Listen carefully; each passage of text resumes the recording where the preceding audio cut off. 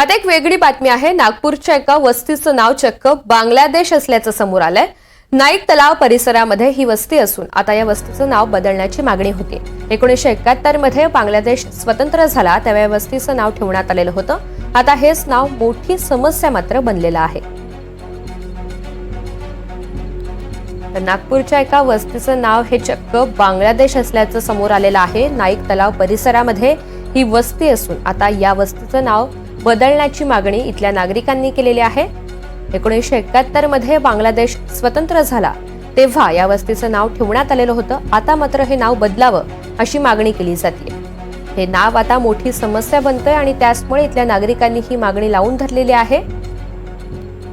नागपूरच्या एका वस्तीचं नाव चक्क बांगलादेश असल्याचं समोर आलेलं आहे आणि त्याचमुळे सगळीकडेच याची चर्चा पाहायला मिळतेय।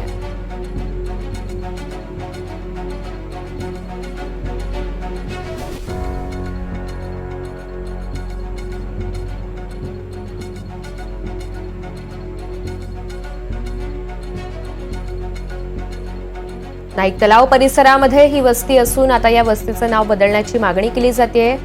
त्यामुळे नेमका या संदर्भात काय निर्णय होणार हे पाहणं महत्त्वाचं असेल। नागरिकांच्या मागणीचा विचार करता नेमकी कशी कारवाई होते हे पाहावं लागेल।